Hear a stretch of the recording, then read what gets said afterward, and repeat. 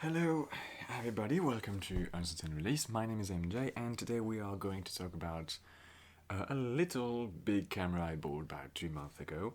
There's already a video about it on the channel of the unboxing of that camera actually, and this is the Nikon D700, as you can see right there. Focus picked up correctly? Yeah, seems to be. So why did I pick up a D700?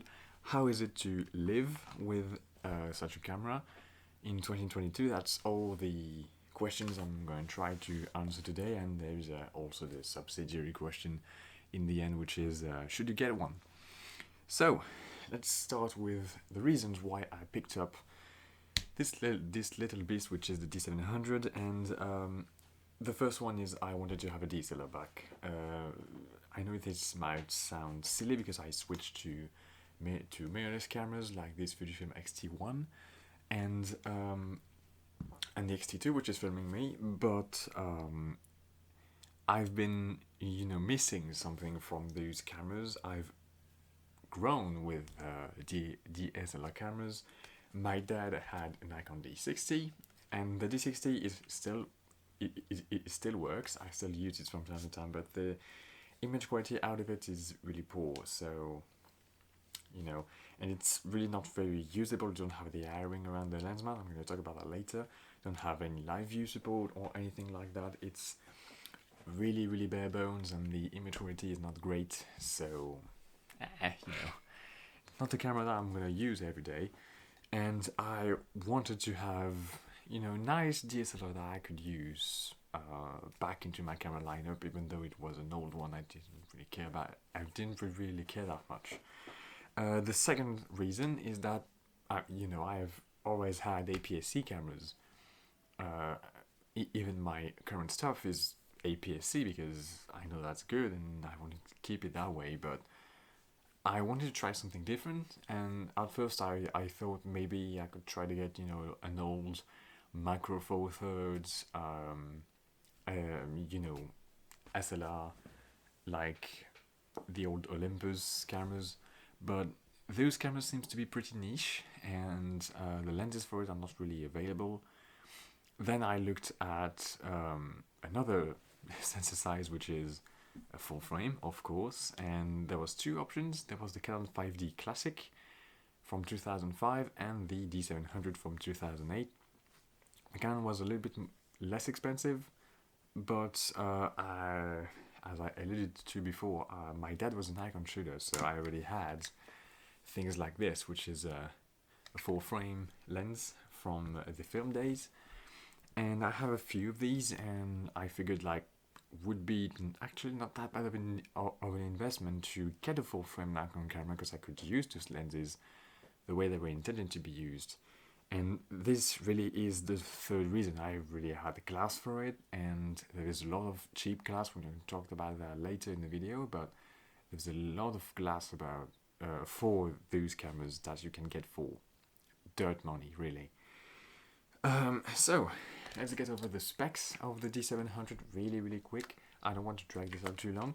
So this is a 2008 camera. This is a camera that was meant to be the sister camera to the Nikon D3, so it has the same sensor and the same autofocus system as the D3. There is some things missing, of course, like the video is not here. You don't have the second CF port on the side. Not things that I really care about, and I am guessing this is why it was a critical and commercial success back then. So yeah, it has a 12 megapixel full frame sensor that can shoot up to 5 frames per second, and if you get the additional grip that you put under the camera, it can go up to 8. It can do about 20 raw files in a row without buffering. So that's pretty good as far as 2008 camera go. The autofocus system, as I said, is the same 51-point autofocus with a 3D tracking and stuff like that. That was from the D3, which is actually very good. We're going to talk about that also. And the ISO range goes from 200 to 6400, just like, I don't know, X-T1 for example, exact same ISO range. So that's pretty good, and that's pretty much all there is to say about the specs of that camera. When it comes to very technical stuff, megapixels and stuff like that. So talking about specs is one thing, but talking about the experience that I had using the D700 for about 2 months and a half,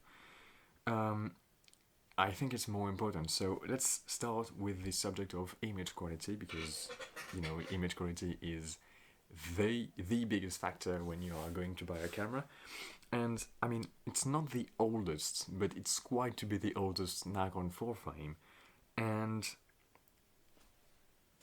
it means that we don't have a lot of resolution, we don't have a lot of dynamic range, even though we don't talk about it, compared to modern full frame, I mean, and we don't have, the best noise performance, but I would, say it's adequate. The 12 megapixel resolution, if I'm comparing that to my benchmark of image quality when it comes to cameras, which is the Fujifilm X-T2, which is a rather modern APS-C 24 megapixel camera.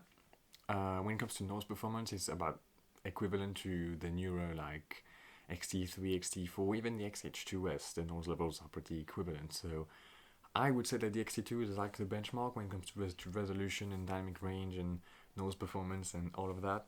So if I compare the D700 to the X-T2, yeah, I mean, I'm seeing the loss of resolution. We have half the resolution of the X-T2, but it's not to the point I would consider to be problematic. I've been using cameras that have lower resolution, like the X-T1, which is 16 megapixels. I've mentioned the D60, which is 10. And I also have been using the Fujifilm X100, which is also 12 megapixels. So the thing here that we need to... Is it focusing correctly? I can't say... Yeah, it seems to be sorry for that, but I'm not always sure with the continuous autofocus on the X-T2, but I'm trying to keep my head in the center point, but sometimes it just doesn't want to work. I remember it was like 2 videos ago where I had the background pulsing like crazy because I moved in and out of the autofocus box. I'm trying to limit that as much as possible, so bear with me. But yeah, so I've used cameras that have the same resolution range as the D700 before, like definitely 12 megapixel versus 10 megapixels, not that big of a difference, and this is exactly the same resolution. But those two cameras had their own challenges they had to come over. Namely, the very poor noise performance on the D60 is really hurting the image quality and the sharpness of the files that you get. And the X100 has an integrated lens, which, if you shoot it wide open, can be pretty soft, and even when you close it down a bit, it's not really sharp in the traditional sense of the word. So I would not say that those cameras are as sharp as the D700 when it comes to images, even though they are very similar resolution. In fact, I didn't see much of difference with my X-T1, which is 16 megapixel, which is, I mean, it's not that big of a difference, it's like 4 megapixel, but that's more, that's about a third of the resolution of the camera, so I'm not really going to go into too much detail. I mean, their equivalent is adequate in 2022, and that's all I can say about it. Let's just go on to the noise performance next. The noise performance, as I said, is adequate. It's not incredibly good, it's not incredibly bad either. I was able to pull some files that were pretty dark, and I had noise on the image, of course, but I mean, it's not to a point that I wouldn't use the image and be proud of it.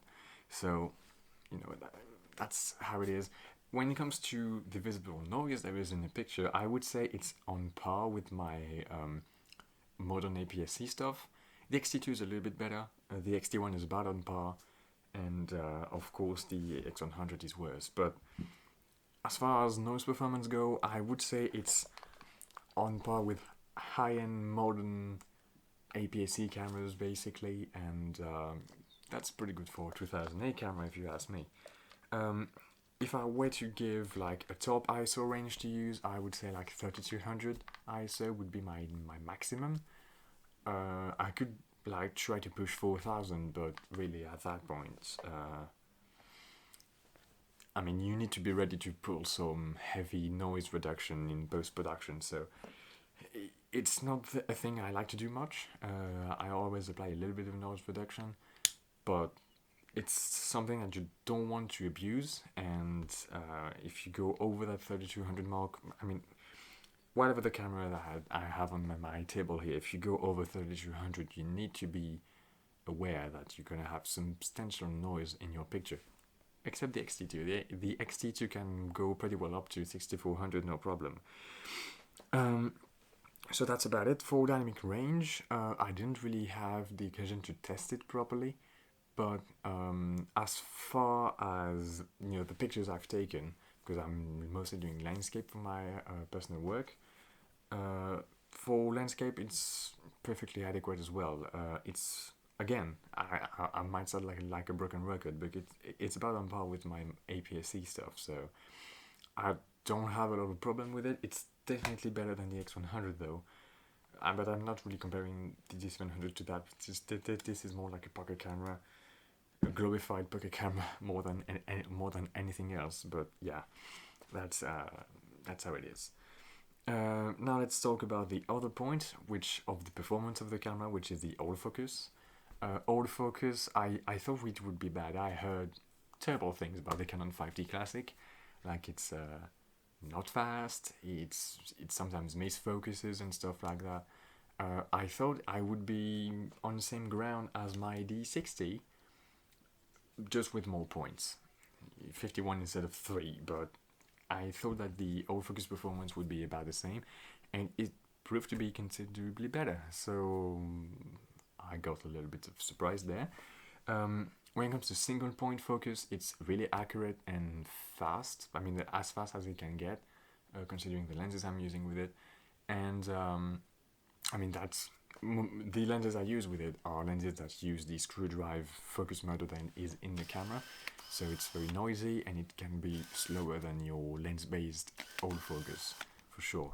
I used it with DX lenses that I have with lens-based autofocus, and it was just as fast as my other cameras when it came to tracking, focus speed and stuff like that. So really I don't have anything to complain about it. When it comes to tracking, the X-T2 was definitely better. The X-T1 struggled a lot more than the D700. When I'm saying tracking, I'm putting the camera in wide tracking mode for both the X-T1 and X-T2, and for the D700 I'm putting it into continuous focus. I'm going to show it to you.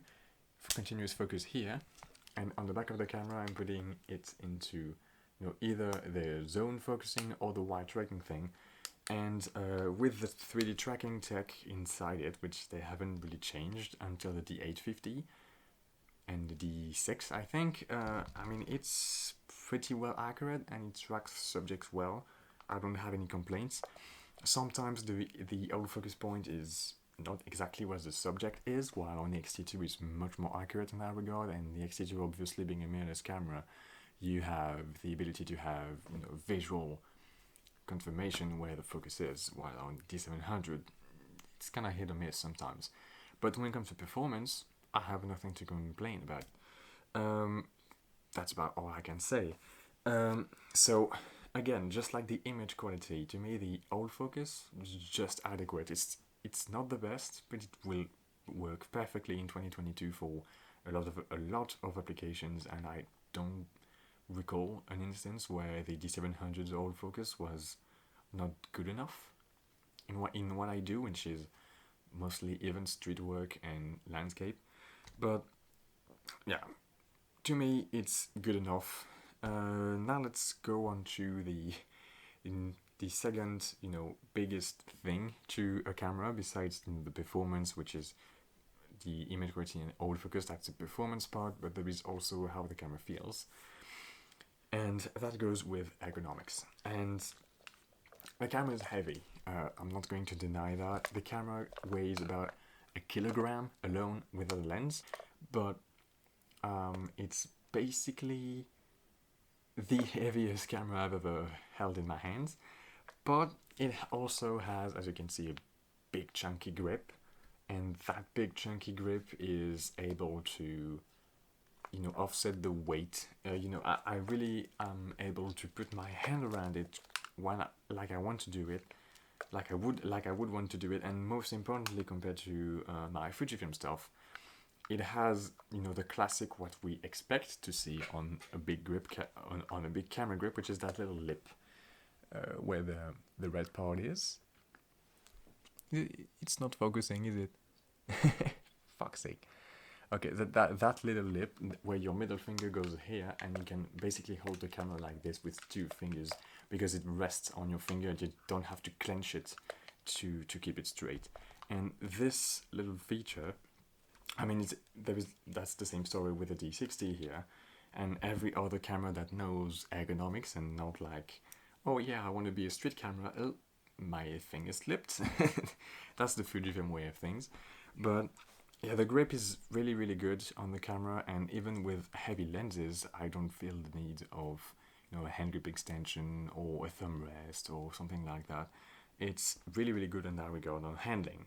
Now, when it comes to buttons, I mean, if I'm just gonna go on the grip for a little minute, the grip on the XH2, what am I saying? The grip on the D700 made me consider to replace my XT2 with an XH1, which has a substantially larger grip, because it is really, really good.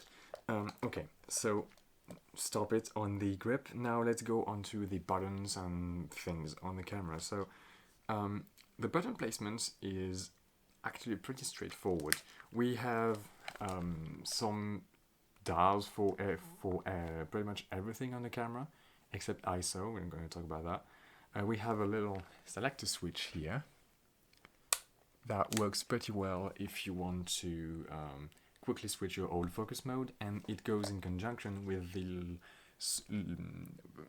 autofocus lever here, which can go from manual to single to continuous, and that's pretty cool. We have two front function buttons which have default functions, but I changed those.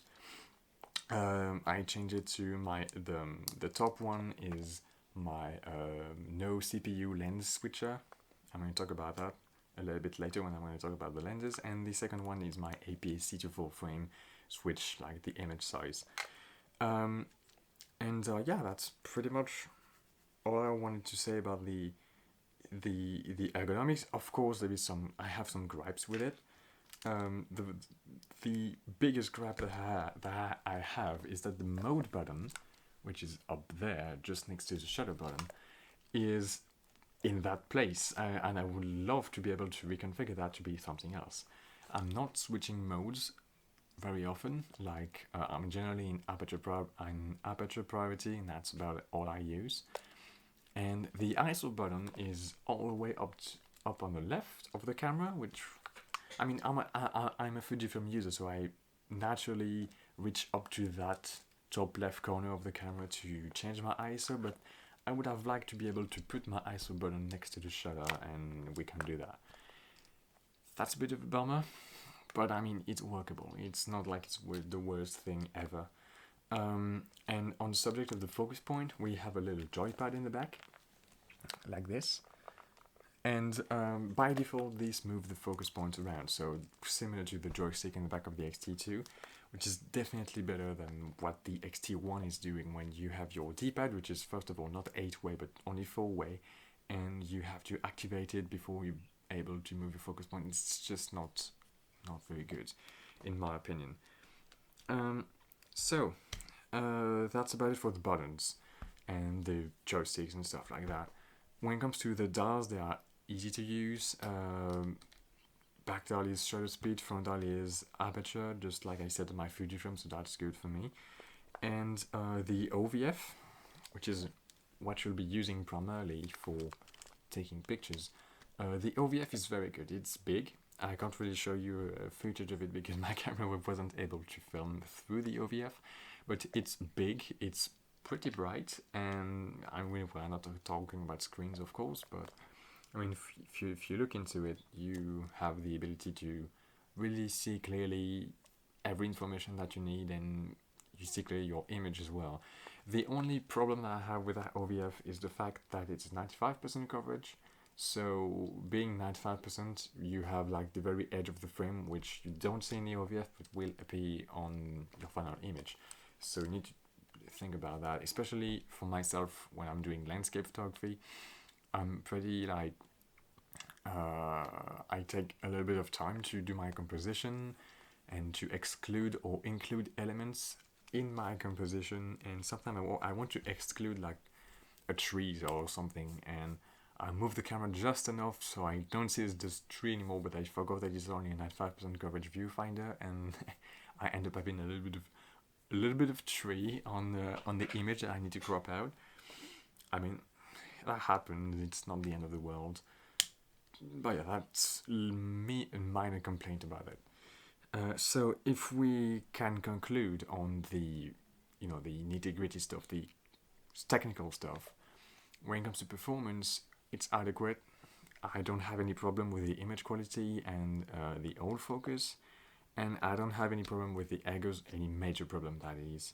I of course have some gripes, but this technical blabber is not really something that is really important. It's for the D700 when we are talking about value and why this camera is important and that stuff.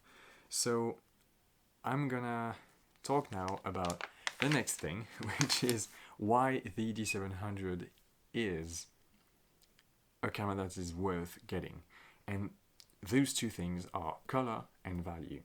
Let's start with color. So I've worked with Nikon files before, like as I said, the D60, and my dad has a D7000, so I've used that camera a little bit as well. And don't get me wrong, the colors are nice out of those cameras, but it's not Fujifilm nice, if you see what I mean.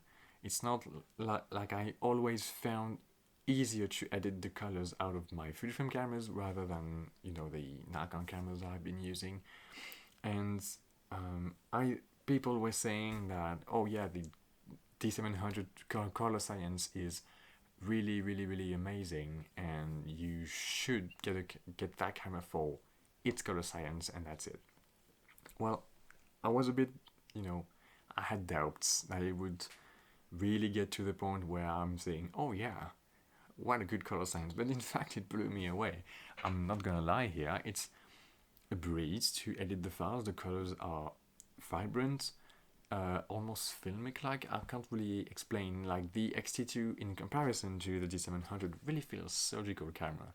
Like you have a lot of resolution and you can do a lot of things. Like it almost made my Fuji feel like a Sony camera. That was really, really weird.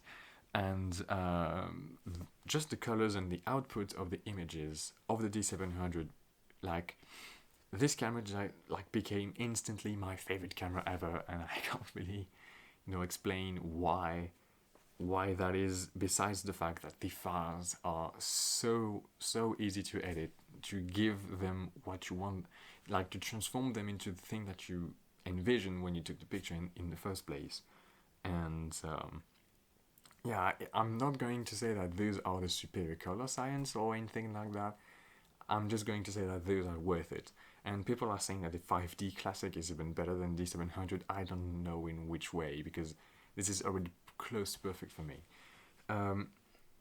So yeah, if the D700 like technical stuff is the reason I would consider the camera, the color is really the reason I would keep it and not sell it anytime soon, for sure. And so that was one point. And the other point is value. And I made a video about the XT1, okay?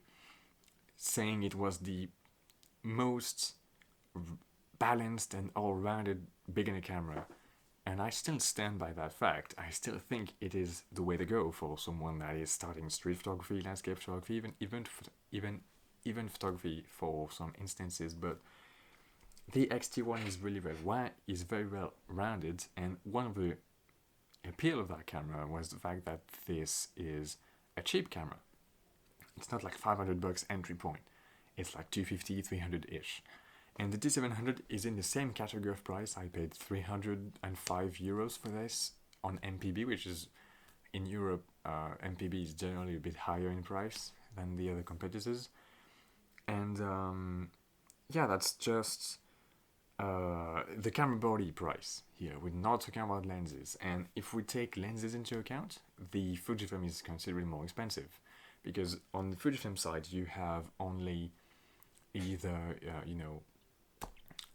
the native Fujifilm lenses, like the XF and XSE lenses, which are, if you want to get something like, I don't know, an XF 23mm f2, for example, which is a 35 equivalent, you're going to spend at least $300 on the used market. That's what I did, and that was the lowest offer I saw.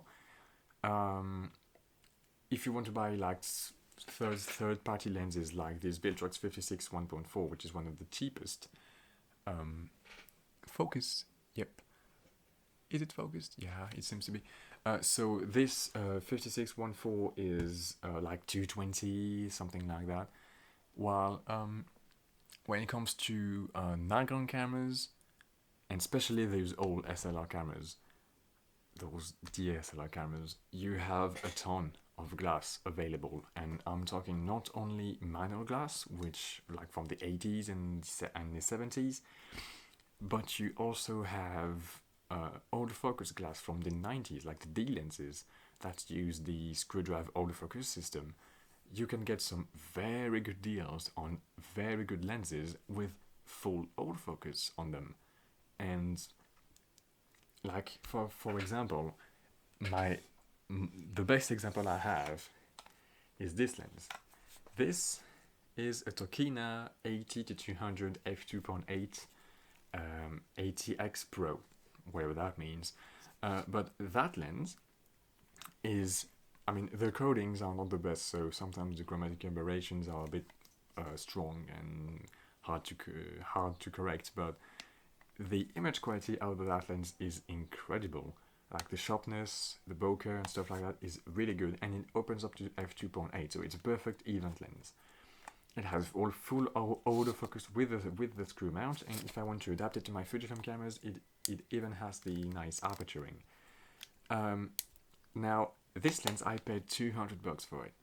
If you wanted to have a similar experience, like 70-200 f2.8 equivalent on Fuji, you would have to get the 50-140, and it's arguably a better lens than this, but it is 5 times the price, so it better be, right?